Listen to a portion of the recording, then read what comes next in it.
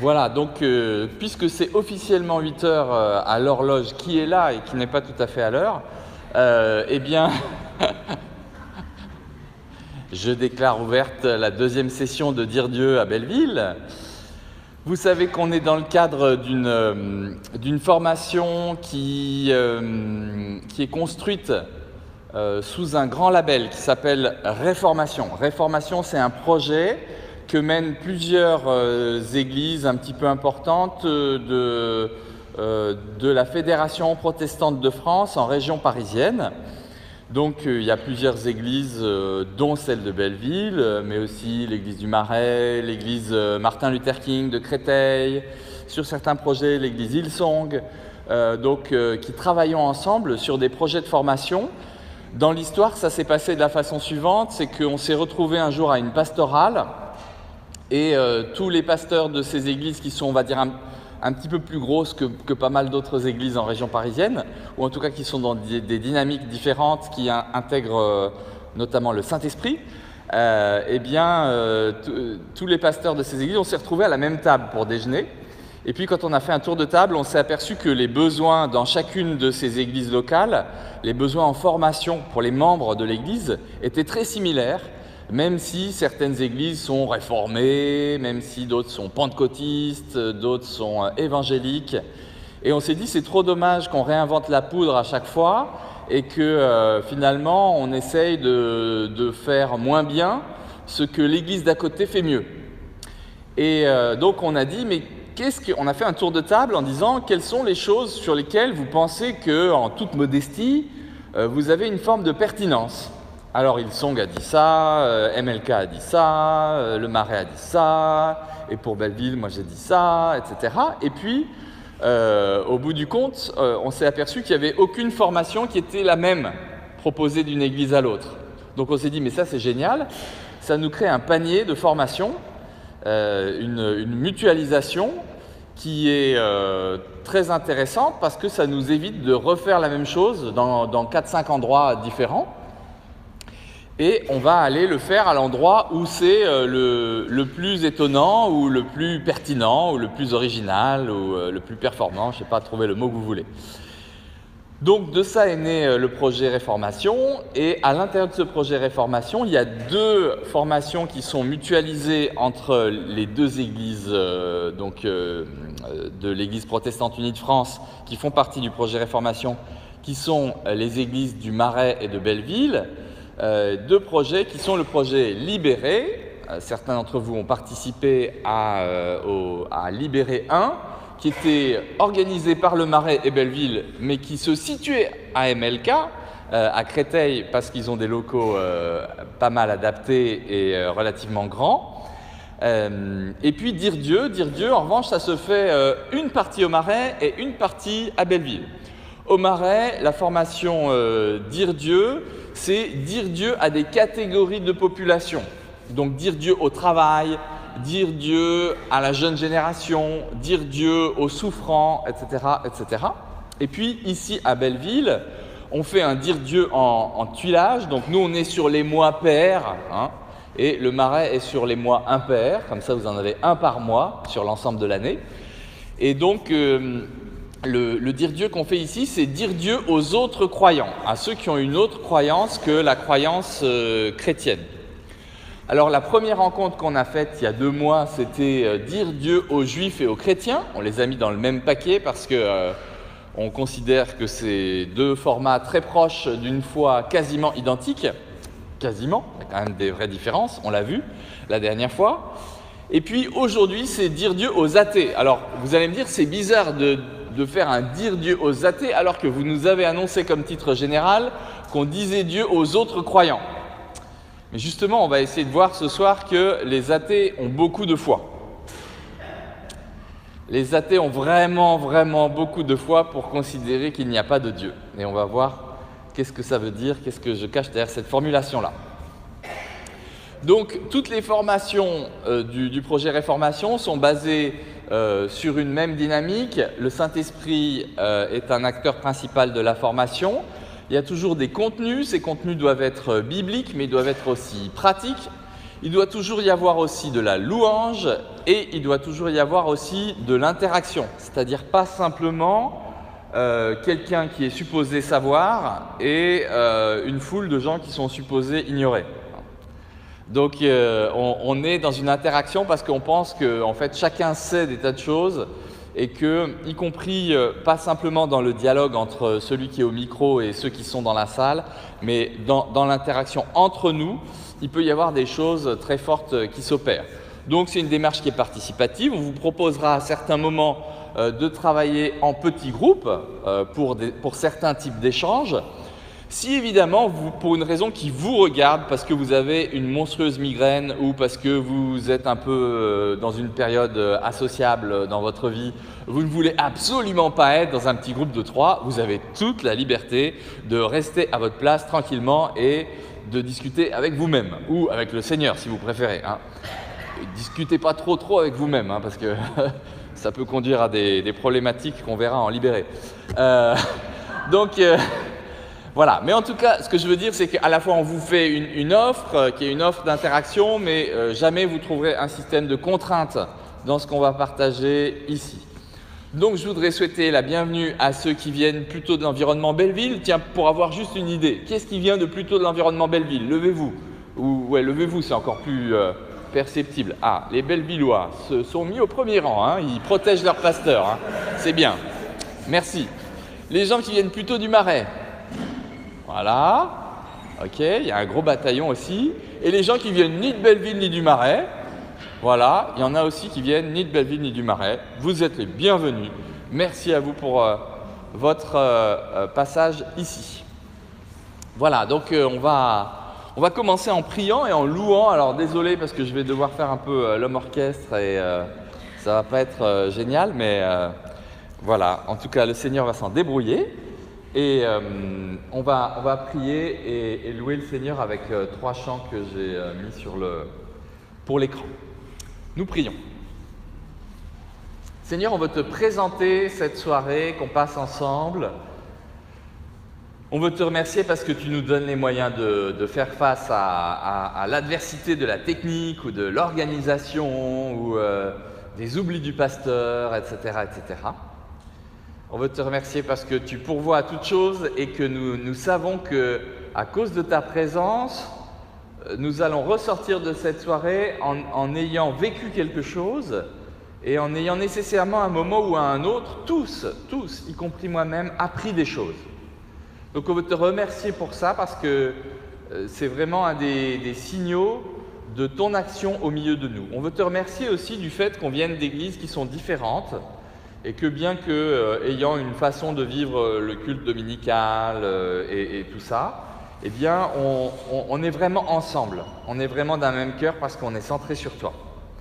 Alors on voudrait simplement inviter ta présence, la présence de ton Esprit Saint, t'inviter dans ce moment pour que tout ce qu'on vit aujourd'hui soit non seulement intéressant pour notre intelligence, mais soit aussi profond et surtout édifiant.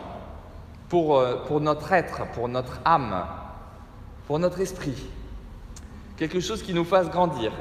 Et surtout, parce que c'est notre désir, quelque chose qui nous fasse grandir dans la capacité à être des témoins les plus efficaces possibles de ce règne de Dieu qui s'est avancé vers nous. Merci Seigneur parce que tu as permis que ton royaume s'approche de nous, ton règne soit de plus en plus proche par Jésus le Christ. Et ça, on l'a perçu, nous, si nous avons reçu cette présence de Christ, et on a envie de le faire percevoir à d'autres. Alors, on veut te présenter ce sujet de ce soir, cette préoccupation pour ceux qui pensent vivre sans Dieu. On veut te demander de susciter en nous de l'amour pour ces personnes, un cœur plein de compassion pour ceux qui vivent dans ce vide qui peut donner le vertige à certains, et te demander que nous puissions, à la suite de cette soirée, avoir une liberté renouvelée dans notre façon de leur parler. Pour arriver à leur parler sans les agresser, pour arriver à leur parler en les bénissant, pour arriver à leur parler en leur donnant des chances, des opportunités de renouer avec toi. Oui Seigneur, nous te louons, nous te remercions parce que nous croyons que tu vas faire ça. Et nous te le demandons, que tu opères ces choses-là en nous. Te le demandons au nom de Jésus-Christ. Amen. Alors je vais vous proposer qu'on puisse se lever pour chanter ensemble ces 3 chants qu'on a isolés, qu'on puisse prier. Alors on a des façons peut-être de louer qui sont différentes suivant nos traditions. Si vous voulez rester assis, vous restez assis évidemment. Vous ne verrez pas l'écran, mais c'est pas grave. Le Seigneur vous bénira quand même.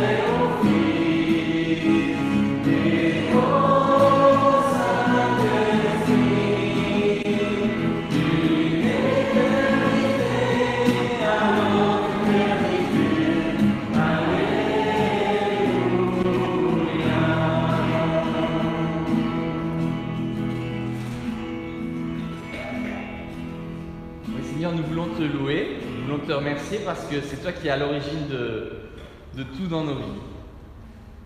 Nous voulons tout déposer devant toi parce qu'aujourd'hui nous avons vécu beaucoup de choses, parce que durant toute cette semaine nous avons vécu beaucoup de choses et nous savons combien il y a d'inertie dans notre tête, comment les choses peuvent rester là et rester en place et prendre beaucoup de place. Et je voudrais te demander que dans ces moments on soit vraiment concentré sur toi. On soit dépréoccupés, comme disent certains psys, on soit dépréoccupés de nous-mêmes, afin qu'on puisse se préoccuper plus des choses de ton royaume, qu'on puisse chercher d'abord ton royaume et ta justice, parce que tout le reste nous sera donné en plus. Oui, on veut te remercier pour ça, et te remettre au centre. Tu vois que souvent, aujourd'hui et durant cette semaine, c'est nous-mêmes qui nous sommes mis au centre. Nous sommes mis au centre de nos préoccupations. Parfois, nous avons voulu nous mettre au centre des préoccupations des autres en plus. Et là, nous réalisons que la seule chose qui est importante et qui est centrale, c'est toi. Viens vraiment au milieu de nous. Viens vraiment au cœur de nos vies. Amen.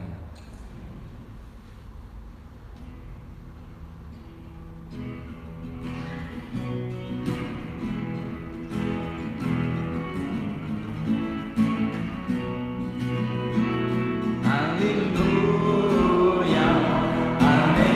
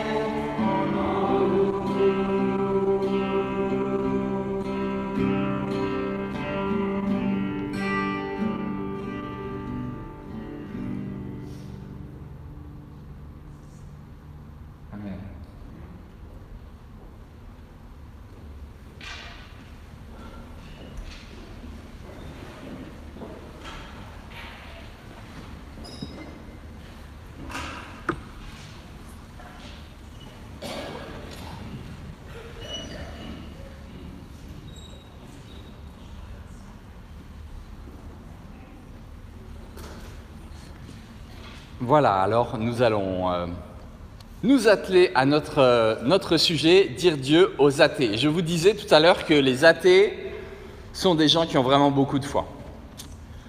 Beaucoup de foi parce que pour voir le monde tel qu'il nous est donné, et puis se dire que il y a quand même une chance incroyable que ces atomes de carbone aient percuté des atomes d'hydrogène pour former un géranium, un rhinocéros, un colombien. C'est quand même beaucoup de foi. Il faut avoir beaucoup de foi pour s'imaginer que toutes ces choses incroyables de la création sont arrivées là par hasard. Qu'elles sont arrivées là par un processus de mise en ordre un peu automatisé des cellules, des atomes, qui s'organisent pour faire des choses aussi belles que tout ce qu'on a. Voilà. Très étonnant. Contrairement à ce qu'on croit, l'athéisme est quelque chose qui ne date pas d'hier. Parce qu'on a souvent l'impression que l'athéisme est quelque chose qui a été créé finalement il y a peut-être dans les années 68 par exemple, au hasard, ou alors ceux qui sont moins optimistes pensent que ça peut être fondé peut-être dans le XVIIe siècle, on ne sait jamais. Non, ça date de beaucoup plus longtemps.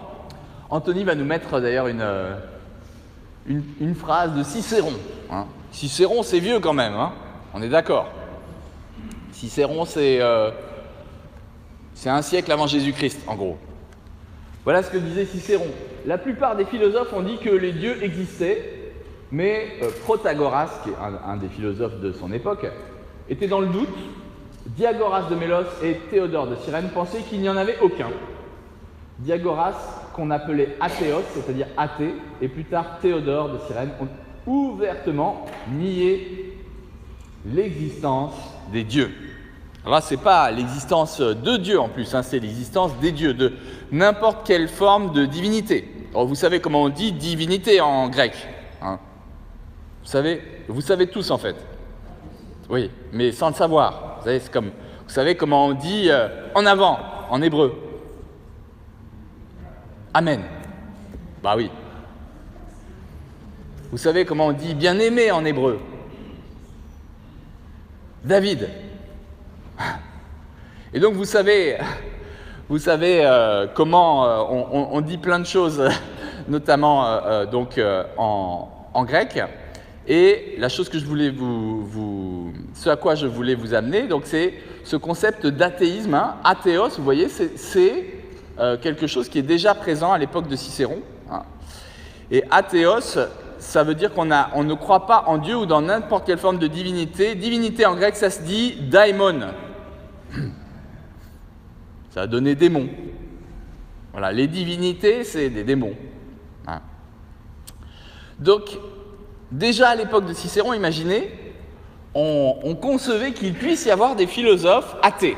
Hein. Le philosophe athée n'est donc pas une race qui a émergé dans l'Occident du XXe siècle, mais c'est quelque chose qui date d'il y a très très très longtemps. Et le concept d'athéisme, il faut être un peu précis avec les mots. Hein. Athéisme, A c'est le préfixe privatif, hein, pour dire sans, c'est le contraire de avec. Hein. Et athée, c'est ce qui est sans Dieu. Sans Dieu. Donc je pense que tu vas pouvoir nous mettre le slide d'après. En fait, le concept de sans Dieu, on en parle dans la Bible, incroyable. Le mot athée est dans la Bible, une fois. Mais il est quand même dans la Bible. Voilà dans quel passage il est. C'est un passage de l'apôtre Paul. « C'est par la grâce que vous êtes sauvés par le moyen de la foi. Cela ne vient pas de vous, c'est le don de Dieu. Ce n'est pas par les œuvres afin que personne ne se glorifie, car nous sommes son ouvrage, ayant été créés en Jésus-Christ pour de bonnes œuvres que Dieu a préparées d'avance, afin que nous les pratiquions. C'est pourquoi vous, autrefois païens dans la chair, appelés incirconcis par ceux que l'on appelle circoncis, et qui le sont en la chair, mais par la main de l'homme, souvenez-vous que vous étiez en ce temps-là sans Christ, privés du droit de cité en Israël, étrangers aux alliances de la promesse, sans espérance et sans Dieu dans le monde. » Et il n'écrit pas sans Dieu en deux mots, hein, il pourrait l'écrire en deux mots, mais là il écrit carrément, il utilise ce mot athéos. Hein. Donc ce qui veut dire que c'était un vocabulaire qui fonctionnait déjà à l'époque de Paul. Hein. Donc il n'y avait pas que Cicéron et quelques philosophes grecs qui utilisaient ce terme, mais le concept de athéos, on devrait le traduire presque en français, mais ça ferait bizarre. Hein. Vous étiez sans espérance et athée dans le monde. Donc, le mot athée dit bien ce qu'il veut dire, c'est qu'on n'a pas de Dieu. On refuse qu'il existe des dieux. C'est à différencier de l'agnosticisme. Les agnostiques ne sont pas la même chose que les athées. Un agnostique, c'est quelqu'un qui prétend ne pas avoir de savoir. Hein, cognosco, la racine gnosis en grec et cognosco en latin, c'est la connaissance. Hein. Donc, c'est quelqu'un qui prétend ne pas avoir de savoir. Il y a des gens qui sont théistes, c'est-à-dire qu'ils pensent qu'il y a un Dieu, mais ils sont quand même agnostiques parce qu'ils ne savent pas quoi dire sur ce Dieu. Hein. Ils disent qu'ils n'ont pas de savoir. Donc, un agnostique, c'est un peu en dessous d'un athée, si vous voulez. C'est quelqu'un qui dit c'est bien possible qu'il y ait un Dieu, mais j'en sais rien, en fait. Et si j'en sais rien, il y a peut-être un Dieu, mais il y en a peut-être aussi plusieurs. Les autres ont des discours sur Dieu, mais moi, je n'en ai pas. C'est ça un agnostique. Donc les athées, il y en a depuis longtemps, et il ne faut pas réserver ça à la modernité. Évidemment, être athée à l'époque de Cicéron, c'était un petit peu plus compliqué à vivre que dans la France d'Emmanuel Macron. Donc, pourquoi c'était compliqué? Parce que tout le langage de la société, tout le langage collectif, y compris le langage des philosophes, était un langage qui était quand même théologique. Platon, Aristote, etc., quand bien même ils prennent de la distance par rapport à cette question de Dieu, des dieux, et qu'ils essayent de réfléchir au sens de la vie, parfois sans le rattacher au Dieu, entendez-le au singulier ou au pluriel, ils sont quand même dans un cadre qui est le cadre de la mythologie, le cadre d'un polythéisme où, si vous voulez, tout l'arrière-plan linguistique dans les échanges quand on parle du sens de la vie, c'est les dieux. Les dieux ils vivent ça entre eux, de temps en temps ils viennent sur Terre, ils s'accouplent avec des humains, ça fait des demi-dieux, et puis il y a les quarts de dieux, s'il y a deux accouplements, etc., etc. Enfin, vous voyez, il y a toutes les configurations, et finalement, tout ce monde de la mythologie, c'est le langage de référence pour parler de d'où est-ce qu'on vient, d'où viennent les humains, où est-ce qu'on va. Dans chaque société, en fait, il y a une mythologie. Il y a un discours mythologique. Qu'est-ce que ça veut dire? Ça veut dire une parole qui est prononcée sur les choses du début et les choses de la fin. Alors ça peut être un discours mythologique qui est prononcé sur notre vie de personne ou sur toute la société. On peut dire que le monde a été créé comme ci ou il a été créé comme ça. C'est Zeus qui s'est accouplé avec une autre divinité, et puis avec Gaïa, et puis ça a créé la Terre, les humains. Bon, il y a plein de discours comme ça. Et chaque ethnie, chaque groupe ethnique a son langage mythologique sur le commencement. Le langage, alors quand j'appelle mythologique le langage de la Bible, ça ne veut pas dire que je le discrédite. Je dis juste que c'est un langage qui nous raconte l'origine. Et que quelqu'un qui serait un anthropologue, qui étudierait la Bible comme un des discours de l'humanité sur l'origine, va dire, il y a le langage de la création avec le tohu-bohu, et Dieu qui met de l'ordre, et après ça qui place l'être humain pour siéger sur cette création et perpétuer une mise en ordre à l'intérieur de cette création. C'est un langage sur les origines, et qu'en science ou en philosophie, on appelle un langage mythologique. Vous savez qu'aujourd'hui, dans la France de 2017, il y a des langages mythologiques sur la création du monde. Un des langages mythologiques très forts qui existe dans notre société, c'est le langage du Big Bang. Pourquoi est-ce que je dis que c'est un langage mythologique? C'est parce que ça ressemble à un discours scientifique. Mais en fin de compte, il n'y a quasiment pas de preuves précises et établies quant au fait que ce soit vraiment passé comme ça. Vous voyez? D'ailleurs, il y a beaucoup de scientifiques aujourd'hui qui disent « Oh, le Big Bang, ça a été une hypothèse et puis on en est revenu. On est passé à autre chose. » Pourquoi? Parce que, en fait, il y a quelque chose que l'être humain ne veut jamais accepter, c'est qu'on ne sait pas exactement ce qu'a été l'origine. C'est pour ça qu'on a besoin d'avoir des discours sur l'origine. Vous comprenez? On a besoin d'avoir chaque civilisation, chaque société a besoin d'avoir des discours sur l'origine. Et nous, en tant que chrétiens, le discours sur les origines qu'on a, c'est un discours qui s'est fixé au VIe siècle avant Jésus-Christ et qui a donné la rédaction du livre de la Genèse. Nous, on croit qu'en plus, il est inspiré de Dieu, mais ça reste, si vous voulez, pour l'observateur extérieur au christianisme, un discours parmi d'autres.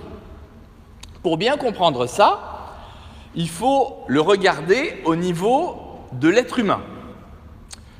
Quand ma fille, qui a 6 ans, me demande comment la vie a commencé pour elle, je dois faire des choix linguistiques. Vous voyez ? Je dois choisir le registre de discours.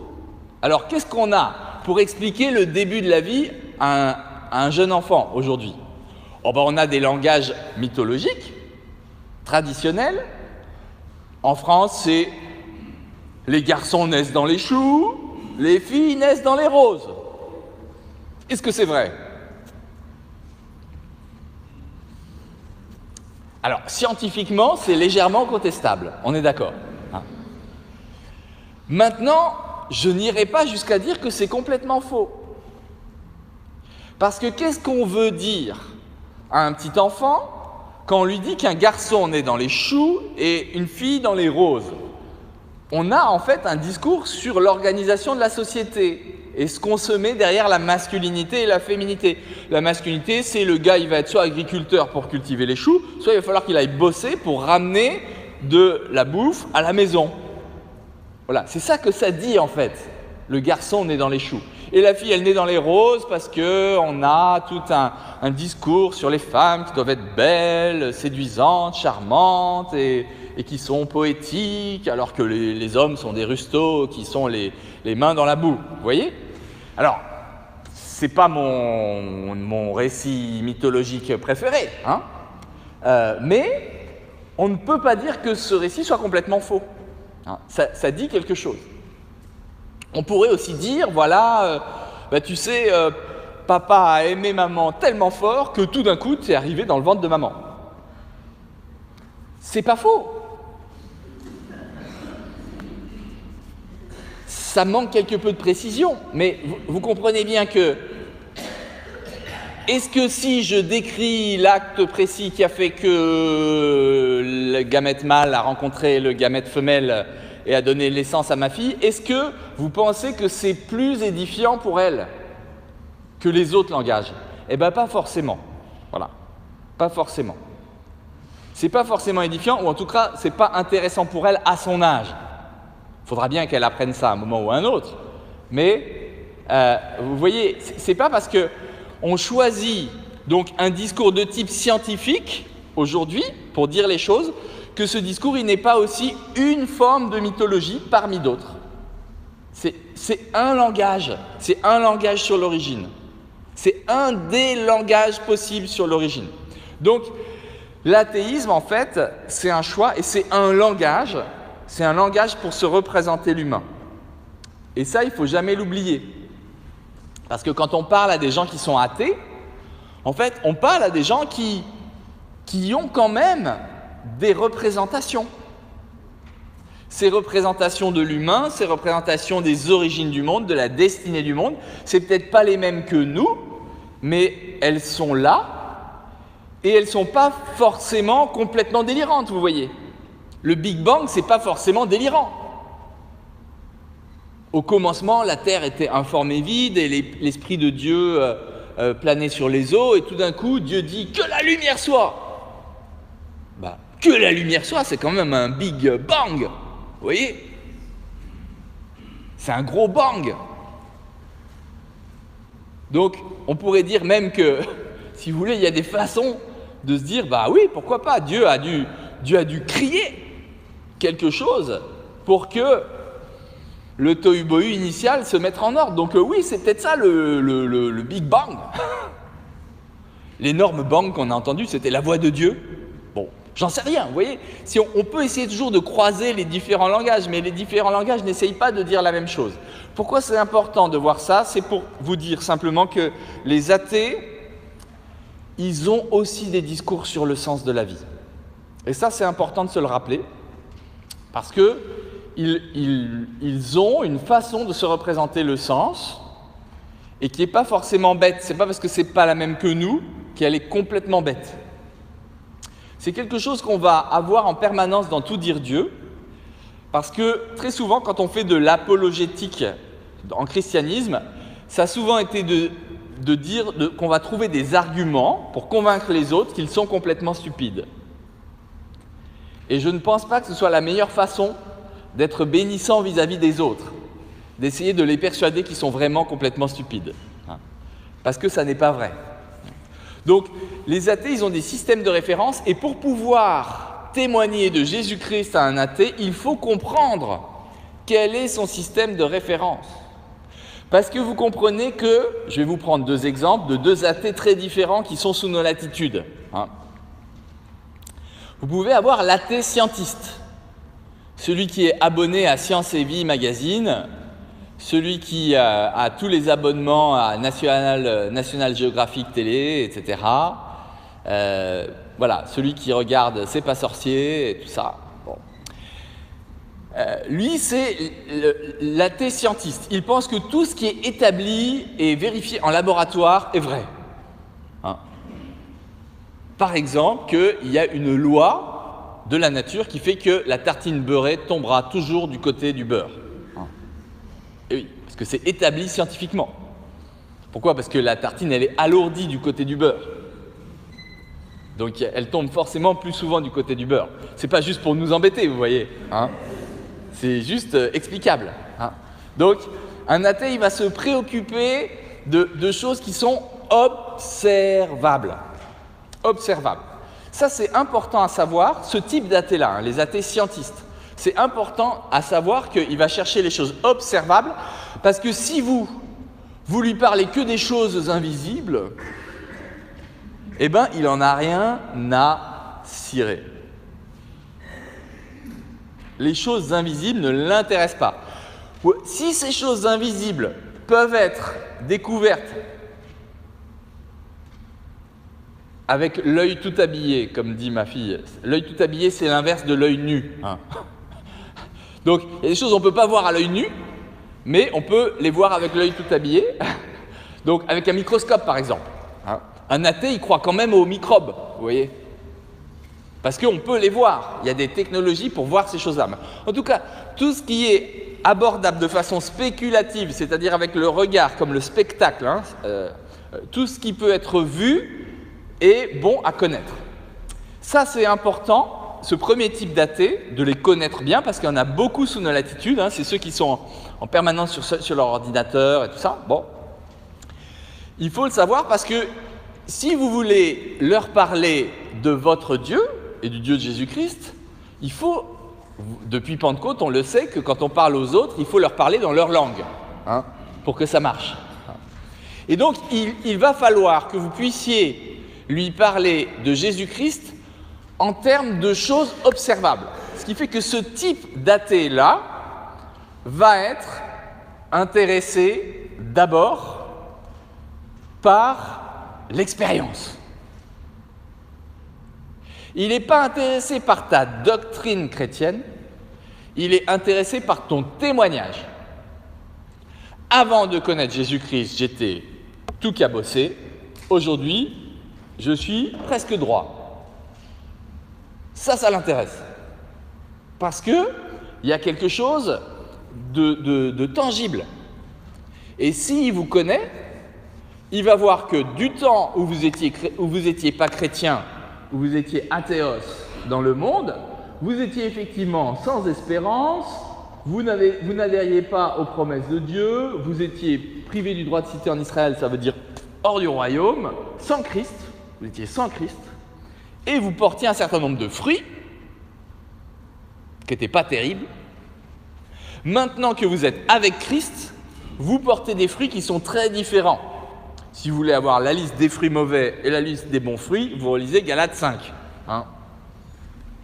Donc avant, c'était l'ivrognerie, la cupidité, les querelles, et maintenant, c'est la paix, la joie, l'amour, la maîtrise de soi, la bienveillance, la bonté, etc. Ça, pour un athée scientiste, c'est du concret. Parce que quand bien même il se dit que c'est de l'autosuggestion dans votre tête, voyez, c'est de la pensée magique, etc. Quand même, ce Dieu-là est audible Il vaut la peine d'écouter des choses. Pourquoi? Parce qu'il change quelque chose. L'athée, ce qu'il ne supporte pas, c'est ce que beaucoup de philosophes justement athées ont survalorisé dans leur expression, c'est Auschwitz. Voilà. Il y a un Dieu, proclamé comme tout-puissant, et ce Dieu n'interrompt pas la Shoah. Voilà. Ça, pour l'athée scientiste, c'est la preuve que Dieu n'existe pas, si vous voulez. Donc, ce premier type d'athée, il n'est pas du tout le même qu'un deuxième type d'athée, dont je vais vous parler maintenant, qui est l'athée New Age, Nouvel Âge. Vous savez, le New Age, c'est cette espèce de salade spirituelle qui fait que vous refusez de croire dans le Dieu de Jésus-Christ, mais vous pensez que si vous avez un bout de cristal qui est accroché à votre cou au bout d'une chaîne, ça va attirer sur vous les ondes positives. Il faut quand même avoir beaucoup de foi. Vous pensez que si vous comprenez le positionnement des objets dans votre chambre, ça va vous permettre de mieux dormir. Alors, c'est vrai, je veux dire, si la machine à laver est à côté de votre coussin, vous dormez pas bien. Mais il n'y a pas besoin de faire beaucoup de feng shui pour comprendre ça, quoi. Ok. Et on sait très bien que garder son téléphone portable sous son coussin, c'est pas bon. Parce que ça émet des ondes, etc. Donc, oui, il n'y a pas besoin d'avoir des grandes croyances. Tout ça, c'est aussi observable. Mais il y a quand même beaucoup d'athées de notre époque qui, eux aussi, sont très polarisés sur l'expérience. Sauf que eux, ils sont prêts à croire tout et n'importe quoi. Ils sont prêts à acheter tout ce qui est dans l'ordre de publi information dans Télé 7 jours, vous voyez.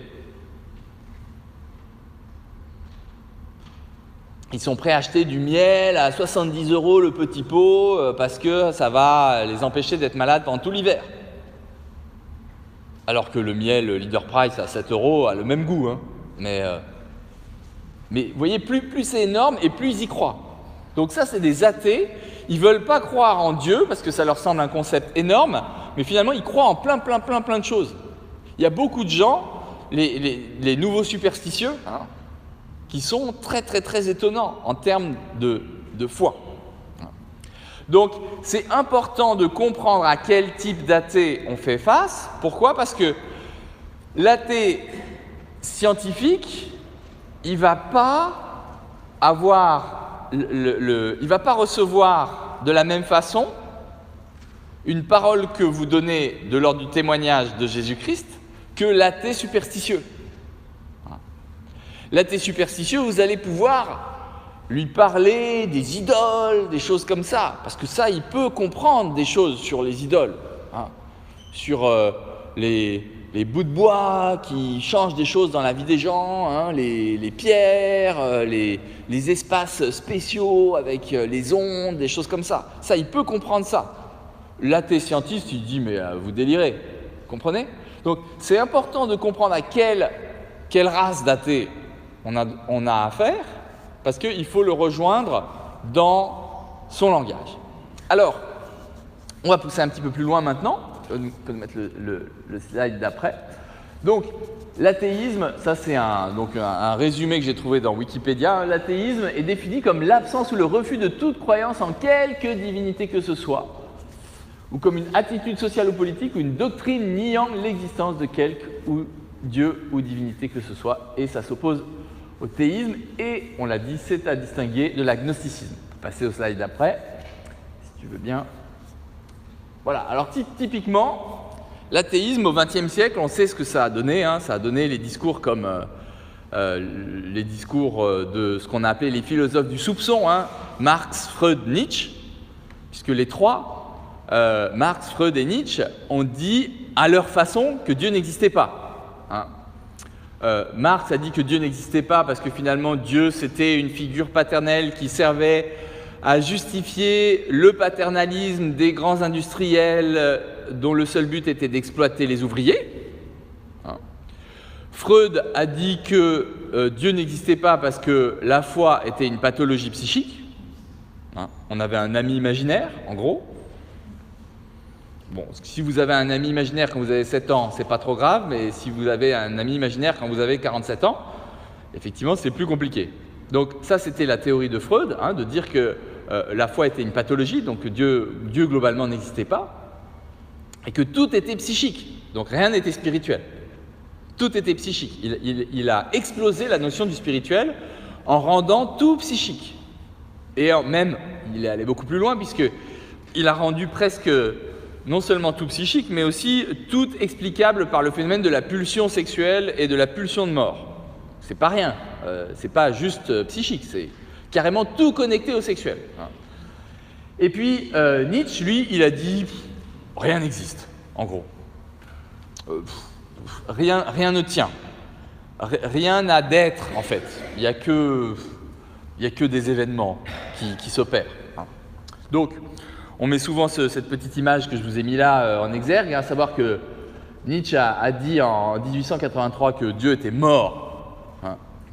C'est que Nietzsche était fils de pasteur, protestant.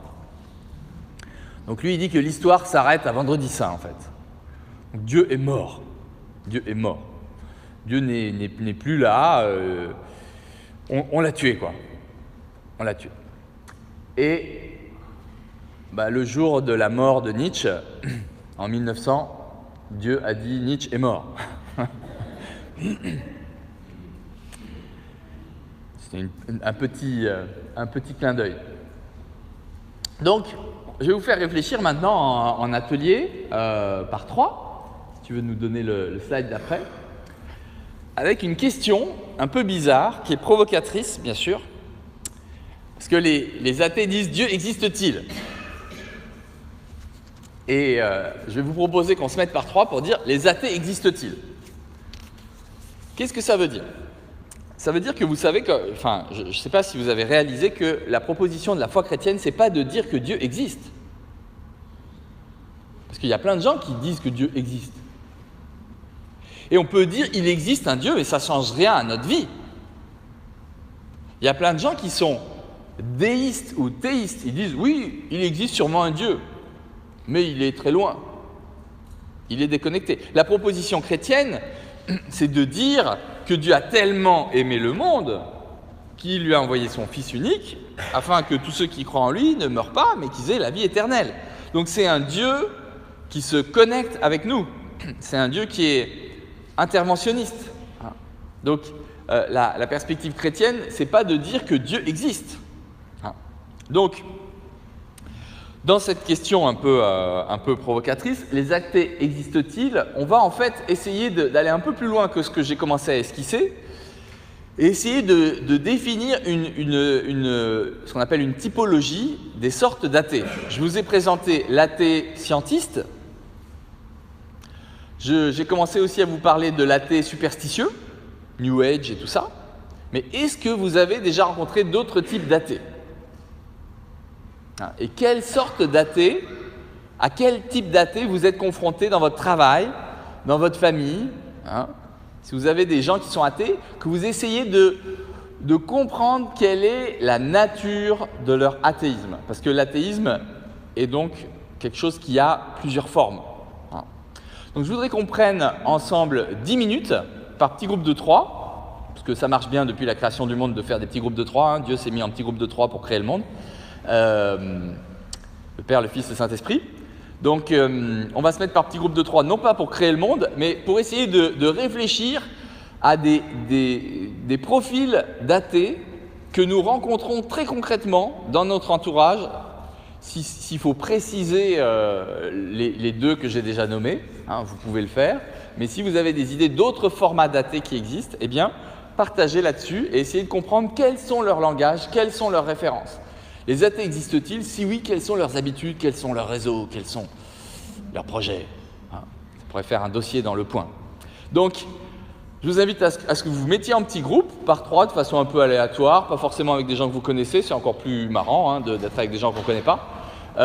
Et puis que vous vous posiez la question. Alors, Les groupes de 3, ils peuvent être composés de 3 plus 1 ou de 3 moins 1 si vraiment vous n'arrivez pas du tout à faire des groupes de 3, hein, mais normalement on y arrive.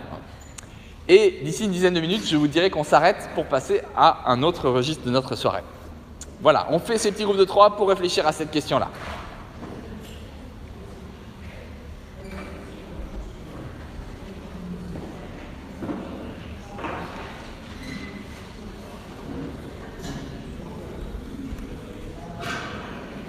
Il marche pas.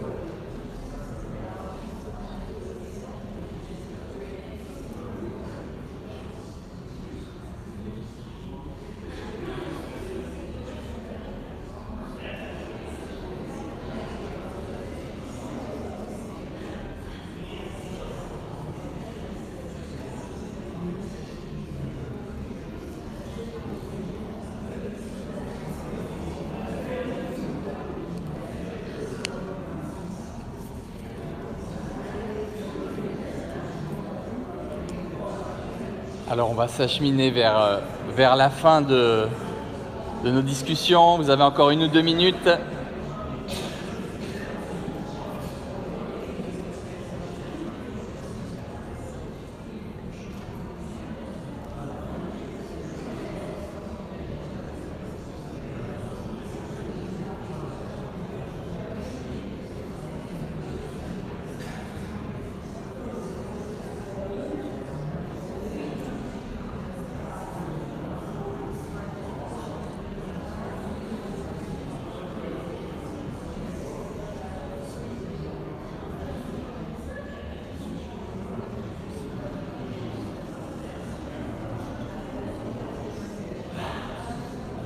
Voilà, alors on va tout remettre en commun maintenant.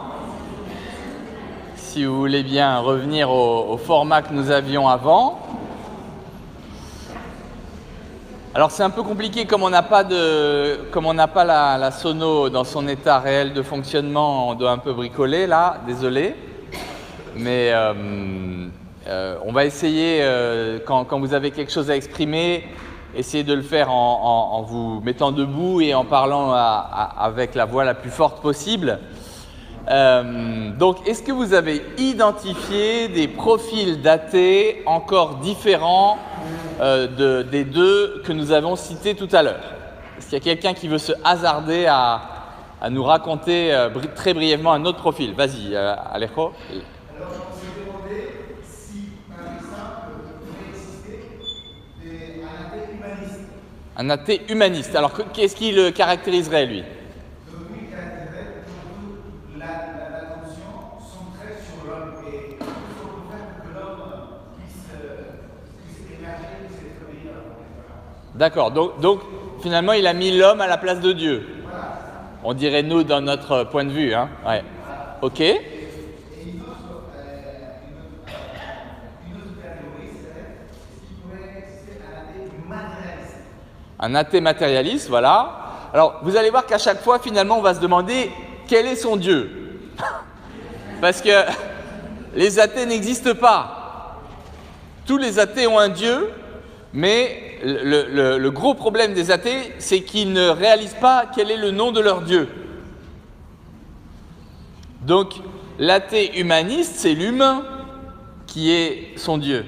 L'athée matérialiste, dans les catégories du Nouveau Testament, on dirait c'est Mammon, le dieu de l'argent.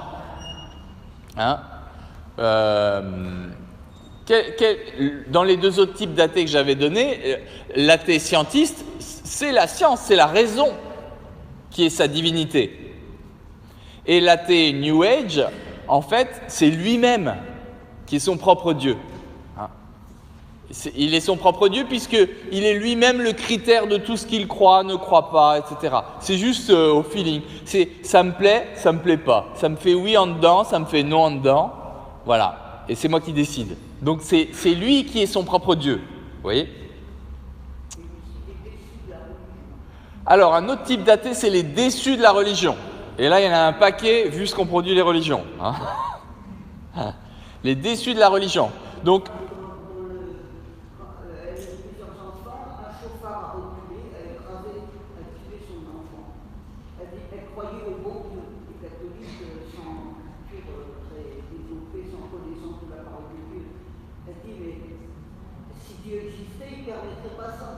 voilà. Hein? Donc là, à ce moment-là, ces personnes-là qui considèrent que si Dieu existait, il n'y aurait pas ceci, cela, quel est leur Dieu à eux alors? Cela. Le refus de la souffrance et du mal-être. Voilà, c'est autour du bien-être, mal-être, bonheur-malheur. Il y a quelque chose qui se structure dans le refus de la souffrance, vous voyez? Un de ces types d'athées-là, c'est tous les athées qui cultivent les spiritualités d'Extrême-Orient, hein, bouddhistes, hindouistes, avec finalement le refus de la souffrance, le refus de la joie et le but de la vie. On le verra dans Dire Dieu aux croyants d'Extrême-Orient, le fait de vouloir s'extraire de tout ressenti. Hein. Ouais. Un autre type d'athée. Oh oui, alors on peut créer des athéismes très compliqués. Oui. Ouais. Oui, oui, oui. Alors après ça, toutes les combinaisons athées existent. Hein. Un autre athée. Vous en avez eu d'autres? Oui? Celui qui ne se pose pas de questions, il vit sa vie et puis bon, voilà, parce qu'elle n'est pas trop foutu, sa vie, il ne se pose pas de questions. Voilà. Les athées hédonistes, hein, donc qui consomment la vie. Ouais.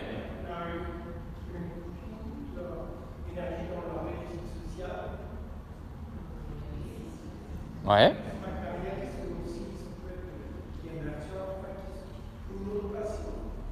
Qui sont passionnés finalement par eux-mêmes, hein, par leur mouvement. Ouais, ouais, ouais.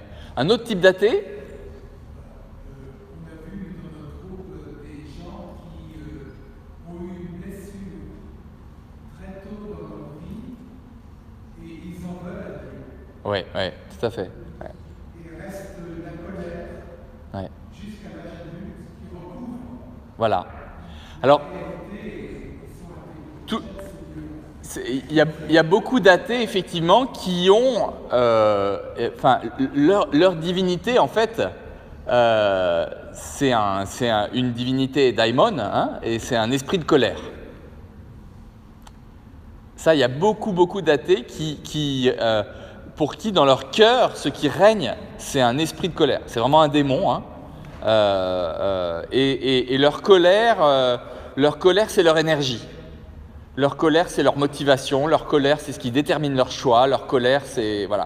Donc, vous voyez, même dans la démonisation, hein, en étant démonisé par un esprit mauvais, comme un esprit de colère, on peut vraiment... cet esprit peut devenir notre Dieu. Hein. On peut, comme nous, en tant que chrétiens, on dit « j'appartiens à Jésus-Christ », eh bien, il y en a certains qui disent « moi, je suis un rebelle ».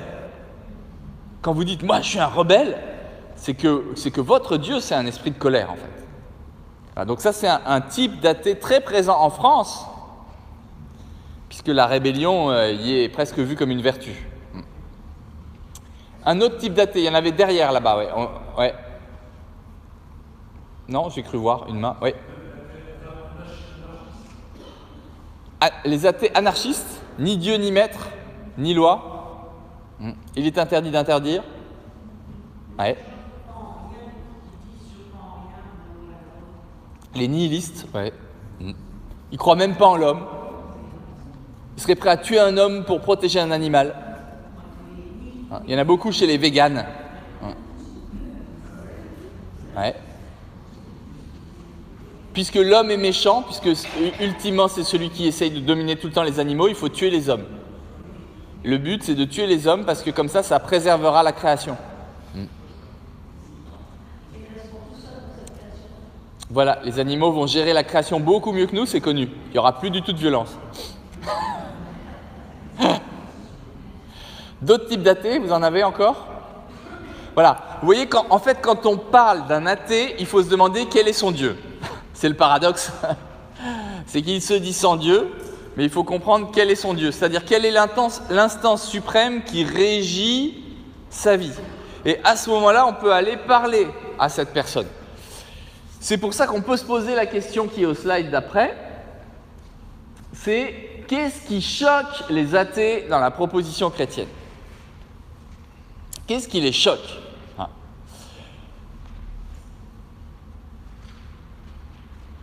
Alors, ce qui choque les athées, c'est qu'on croit en un Dieu qu'on ne voit pas. Et puis, en plus, dont même la Bible dit que personne n'a jamais vu Dieu, puisque c'est dit quand même à de nombreuses reprises dans la Bible. Et que non seulement on ne l'a pas vu, mais quand même si on a vu Jésus, on a vu Dieu. Alors, faut savoir quoi, hein? C'est quand même spécial votre truc. Et pourquoi ce juif-là, qui avait même pas une carte bleue ni une mobilette, et qui marchait sur les chemins de Palestine, serait une image de Dieu, quoi. Enfin, c'est n'importe quoi.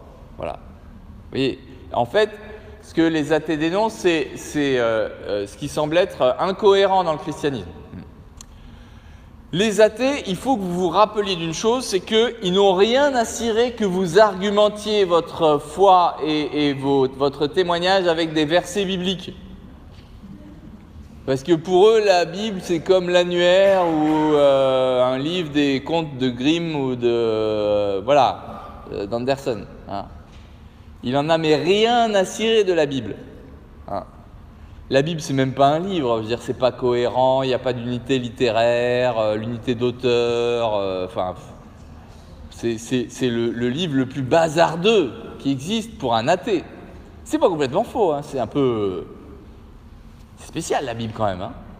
Parce que vous avez déjà réalisé ça, hein, c'est très spécial. Il y a des textes de loi, il y a des romans d'amour hyper érotiques, il y a des lettres qu'un mec a écrites à des potes qui étaient mal organisés, il y a des textes qui parlent même pas de Dieu. Enfin, c'est spécial la Bible, hein. Il y a des textes avec juste des paroles de chansons. C'est invendable normalement dans un rayon littéraire de Gibert ou de la Fnac. Hein. Un bouquin tellement hétérogène, c'est pas vendable. Hein. Bon. Donc, n'oubliez jamais que vous pouvez étayer votre propos à coups de versets bibliques, ça ne servira à rien. Autant on avait dit que c'était intéressant d'étayer notre propos avec des versets du Premier Testament quand on essayait de témoigner à un juif, parce que ça lui permettait de comprendre que les prophéties d'Ésaïe, etc., menaient au Messie advenu en Jésus, autant là, oubliez. Hein. En revanche, il y a quelque chose que font les chrétiens qui peut produire quelque chose de très puissant chez un athée. C'est quoi? Le témoignage, pour certains types, voilà, témoignage de transformation, pour ceux qui sont les plus obsédés par le savoir et la connaissance, oui. Non, le truc qui produit le plus de transformation sur un athée, c'est quoi? C'est de prier pour lui. Prier pour lui. Écoute, tu ne crois pas en Dieu, est-ce que tu me permets que, en ta présence, je m'adresse à ce Dieu qui n'existe pas et que je le prie pour toi? Ça, c'est l'expérience trop bizarre. S'il est sérieux avec son athéisme, il me dit « Ouais, vas-y, amuse-toi, prie ton Dieu pour moi. Okay. » Et là, vous, comme vous connaissez le Saint-Esprit, vous appuyez sur la touche « Power », ok. Et là, vous mettez la main, là, par exemple, ou là, ou enfin, ça dépend, hein. Et puis là, vous appelez la puissance de Dieu dans cette personne. Mais ça, c'est trop fort, en fait. Si vous y croyez aussi, hein. Ouais, non, parce que c'est là le problème, en fait. Non, mais je suis cash, hein. Il y a des gens, ils y croient sans y croire, hein. Ils disent « Ah, Seigneur, s'il te plaît, je vais prendre un risque, alors couvre-moi, quoi. Hein. » Ça, c'est pas la foi, hein. Ça, c'est la pétoche. Hein. Non, si vous croyez que le Saint-Esprit est en vous, si vous croyez que Dieu honore sa parole, etc., si vous avez déjà expérimenté que vous pouvez prier au nom de Jésus et la chose arrive, si le Saint-Esprit de Dieu vous a dit « Ok, je suis d'accord, allez, on y va, tous les deux, main dans la main », des fois le Saint-Esprit ne nous dit pas main dans la main, mais bon, hein, il n'a pas de main, mais à ce moment-là, vous y allez, vous priez pour la personne, et là, boum. Et là, je peux vous assurer qu'un athée percuté par le Saint-Esprit, ça fait un choc, en fait. Pourquoi? Parce que il s'aperçoit que ça n'est pas un discours pour vieilles femmes sans espérance, hein, comme on disait même dans les épîtres de Paul. Hein. Ce n'est pas un conte pour personnes âgées ou ménagères de 50 ans. Hein. Hein, c'était les expressions de Paul. Excusez-nous, il était un peu macho des fois, mais bon. Mais c'est bien une puissance de Dieu. Parce que je vous rappelle que le royaume de Dieu n'est pas une affaire de parole, mais une affaire de puissance. Et un athée, ce qu'il nie par-dessus tout, c'est la puissance de Dieu. Donc n'essayez pas de le convaincre avec des arguments, puisque vos arguments, les arguments de notre foi chrétienne ne fonctionnent que si on a déjà reçu les choses de Dieu, si on a déjà reçu un minimum. Lui dire que la Bible c'est la parole de Dieu, mais c'est comme vous, si vous lui dites que sa destinée est inscrite dans les pages jaunes de l'annuaire. Ça n'a aucun sens, vous voyez. Alors c'est intéressant, on va lire juste un passage dans la Bible, parce que l'apôtre Paul, il a eu une expérience de prédication à des athées. Je ne sais pas si vous vous souvenez. C'est au chapitre 17 du livre des Actes des Apôtres. Et en fait, c'est vraiment le coup où Paul a tout foiré. Parce qu'il a tellement voulu se mettre au niveau des gens, il a tellement voulu rester au niveau du langage au lieu d'être au niveau de la puissance, alors qu'à dans d'autres expériences, il a fait les choses de façon très puissante. Et là, il a voulu tellement rester au niveau argumentaire que ça n'a rien produit. C'était à Athènes, et franchement, on n'a jamais entendu dans toute la Bible qu'il se soit passé quoi que ce soit d'intéressant à Athènes en termes d'évangélisation. Le seul récit où on nous parle d'Athènes, c'est celui-ci. Comme Paul attendait à Athènes, il avait en lui-même l'esprit exaspéré en contemplant cette ville vouée aux idoles. Il s'entretenait donc dans la synagogue avec les Juifs et ceux qui craignaient Dieu, et sur la place publique chaque jour avec ceux qui s'y rencontraient. Quelques philosophes épicuriens et stoïciens se mirent à parler avec lui, et les uns disaient « Que veut dire ce discoureur ? Ce gars qui parle trop. » D'autres disaient « Il semble être un prédicateur de divinités étrangères. » Cela parce qu'il annonçait la bonne nouvelle de Jésus et de la résurrection. Alors ils le prièrent, le menèrent à l'Aréopage, donc dans une place d'enseignement, et dirent « Pourrions-nous savoir quel est ce nouvel enseignement dont tu parles ?» Perspective un peu New Age. Tiens, un Dieu de plus, intéressant. Car tu portes à nos oreilles des choses étranges. Nous voudrions donc savoir ce que cela veut dire. Or, tous les Athéniens et les étrangers venus parmi eux ne passaient leur temps qu'à dire ou écouter quelques nouvelles. Bref, ça fait une nouvelle de plus, qu'elle soit bonne ou pas. Paul, debout au milieu de l'Aréopage, dit « Athéniens, je vois que vous êtes, à tous égards, extrêmement religieux. Car en passant, j'ai observé tout ce qui est l'objet de votre culte, et j'ai même trouvé un autel avec cette inscription « à un Dieu inconnu ». Comme le soldat inconnu, hein. À un Dieu inconnu. Ce que vous vénérez sans le connaître, c'est ce que je vous annonce. En gros, moi, le Dieu inconnu, je le connais. Et je vais vous le présenter. Le Dieu qui a fait le monde et tout ce qui s'y trouve, lui qui est le Seigneur du ciel et de la terre, n'habite pas dans les temples faits de la main des hommes. Il n'est pas servi par des mains humaines comme s'il avait besoin de quoi que ce soit. Lui qui donne à tous la vie, le souffle et toutes choses, il a fait que toutes les nations humaines issues d'un seul homme habitent sur toute la face de la terre, et il a déterminé les temps fixés pour eux et les bornes de leur demeure afin qu'ils cherchent Dieu pour le trouver si possible en tâtonnant.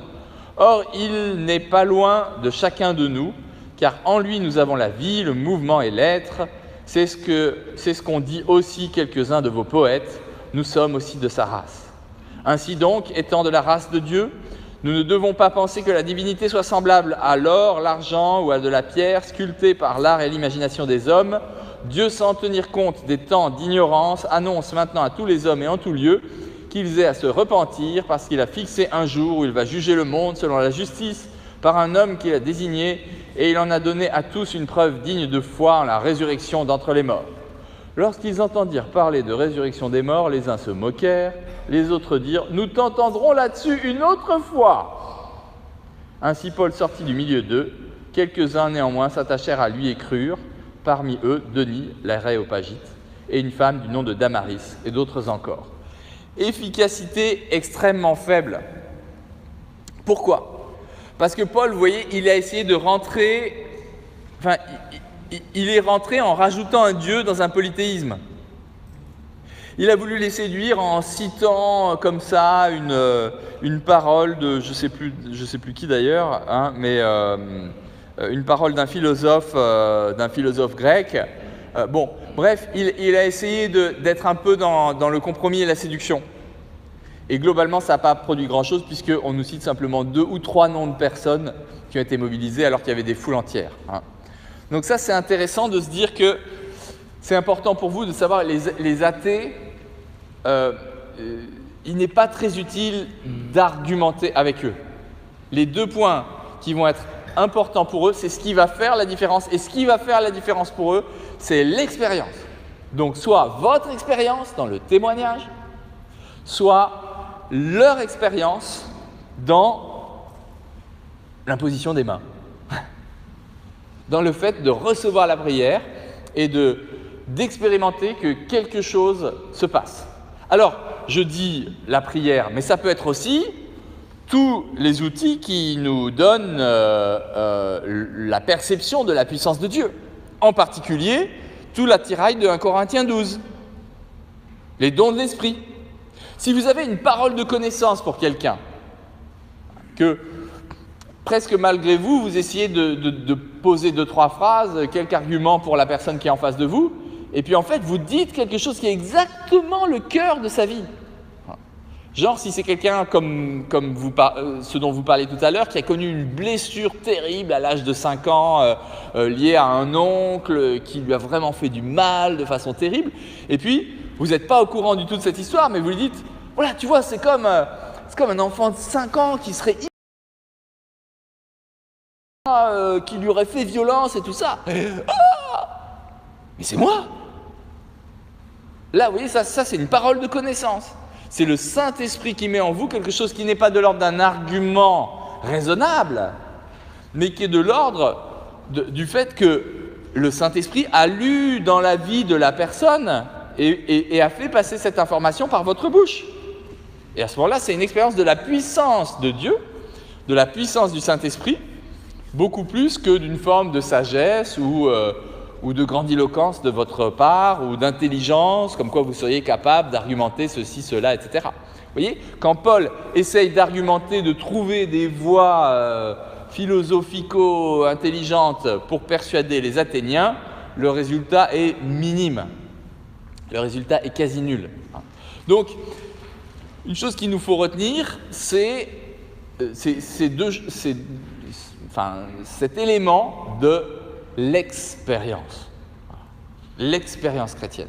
Et aujourd'hui, quand on enseigne aux gens sur comment parler de la foi chrétienne, on essaye beaucoup de les rendre plus performants sur la qualité de leur doctrine. En gros, est-ce qu'ils vont arriver à répondre à chaque question que va poser un athée ?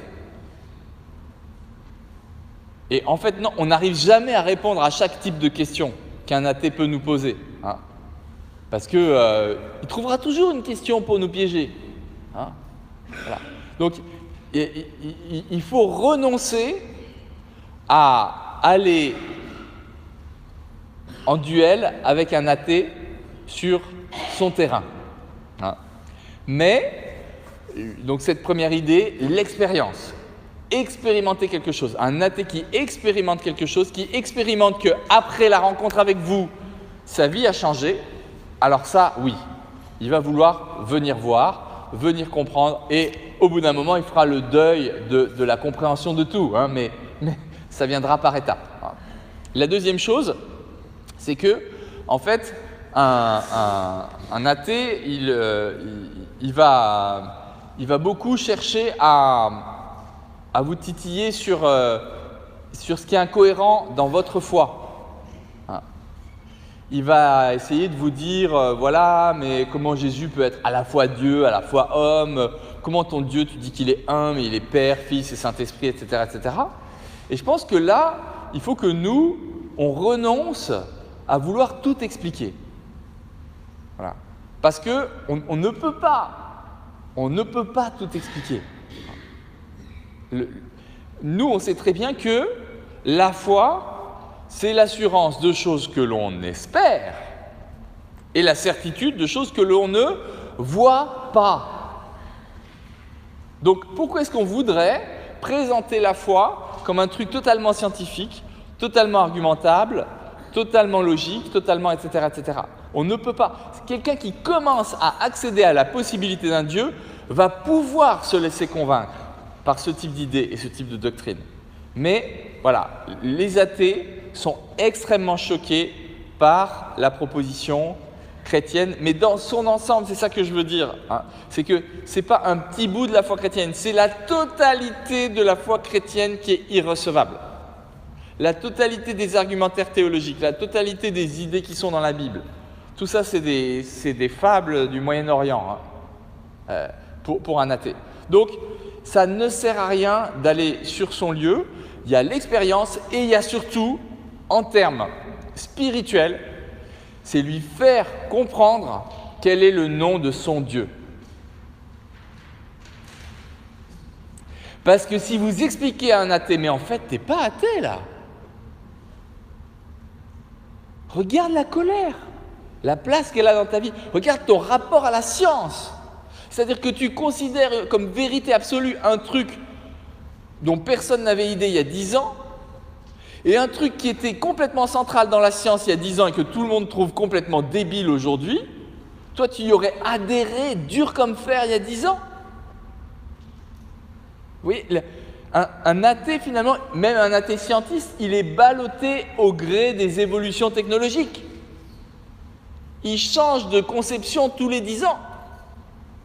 Donc, faire comprendre à un athée que le scientisme est une religion, pire, que la raison et la science sont devenus comme des dieux, ça pour le coup, c'est le lieu où on peut vraiment les rejoindre. Dans la provoque. Parce qu'en fait, l'athée, il pense que lui, il peut contester ta foi. Et dès qu'il s'aperçoit que toi, tu peux aller aiguillonner un peu la sienne, puisqu'il a vraiment beaucoup de foi pour être athée, et que tu es capable de dire, mais attends, la colère, la science, les superstitions, le matérialisme, la réussite, l'argent, mais c'est des dieux dans ta vie. Voyons, c'est pas des dieux. Si, c'est un dieu, regarde, ça décide à ta place. Tu n'es pas du tout souverain dans tes choix. Ton Dieu, il prend des décisions à ta place. Ton Dieu, il structure tout dans ta façon de regarder. Tu es matérialiste. Regarde, tout. Même quand tu dis que tu aimes telle fille, mais tu es uniquement polarisé sur des choses de l'ordre de la matérialité. C'est un Dieu. Deux choses donc, et ça sera notre conclusion. Deux choses donc pour aller confronter les athées. On n'est donc pas du tout dans les mêmes catégories que pour les juifs et les chrétiens. L'expérience et appeler leur Dieu par son nom. C'est les deux choses à garder. Tout le reste, autant quand on va aller reparler avec les musulmans la prochaine fois, on va voir qu'il y a plein de trucs où on peut aller parce qu'ils connaissent Abraham, ils l'appellent Ibrahim, mais c'est le même. Ils connaissent Jésus, ils l'appellent Issa, mais bon, on peut quand même. Et on a plein de points d'accès et on peut aller sur les questions de doctrine. Avec les athées, vous laissez tomber. Il n'y a que l'expérience et nommer leur Dieu. À ce moment-là, vous commencez à fragiliser l'édifice et vous leur dites au revoir. Ok, maintenant j'ai nommé ton Dieu, tu es très en colère. Ok, c'est pas grave, salut, à la prochaine. Vous les laissez se débrouiller avec leur Dieu. Et ils reviendront vous voir le jour où ils s'apercevront qu'ils ont infiniment besoin de ce Dieu qui a changé votre vie à vous. Toute forme d'idéologie, mais à chaque fois c'est soi-même en fait qui est devenu le Dieu. Je dis souvent dans les enseignements dans le cycle Libéré que le grand prophète de la principale religion aujourd'hui, c'est pas Moïse pour les Juifs, Jésus pour les chrétiens ou Mohammed pour les musulmans. C'est Mohammed. Moi-même. Mohammed. Moi-même. C'est l'ego, soi-même. C'est le plus gros Dieu de cette génération. Voilà. On va se quitter là-dessus, je vais juste prier pour qu'on finisse notre temps ensemble. Je vais rester, on va avoir un temps de partage individuellement ou par petits groupes après, mais comme on a promis de respecter un minimum l'heure, on va essayer de s'y tenir. Père, on veut te remercier, on veut bénir nos frères et nos sœurs athées qui vivent sans Dieu, comme disait Paul aux Éphésiens, et pour qui c'est pas facile. Parce qu'il y a beaucoup de désespérance, comme disait Paul. Pour eux. Ils sont sans espérance. Nous te remercions parce que nous savons que nos destinées sont dans tes mains. Nous savons que tu es celui qui est le même, hier, aujourd'hui, toujours. Nous savons qu'en plus, en Jésus, tu nous as acquis une vie qui n'est pas simplement une vie sympathique, mais qui est une vie éternelle, alors nous te rendons grâce. Et nous te demandons que tu déverses en nous un amour renouvelé pour tous ces athées qui se battent et qui gesticulent dans leurs argumentaires. Permets-nous de retenir ces idées que nous avons partagées ce soir, de ne pas nous tromper de terrain quand nous sommes avec eux, pas de perdre des heures dans l'argumentation, mais simplement de les aimer puissamment, de prier pour eux et d'aller nommer leur Dieu. Nous te remercions pour ce que tu nous permets de découvrir ou redécouvrir ou d'expérimenter dans ce temps-là. Nous te demandons que ton Saint-Esprit nous donne vraiment toute ta puissance, toute ta persuasion, tous les charismes qu'il faudra, afin de convaincre cette génération qu'elle devrait vraiment s'intéresser à toi. Par Jésus-Christ, nous te le demandons. Amen. Voilà, nous vous souhaitons une bonne soirée. Et donc, notre prochaine, ça sera dans 2 mois.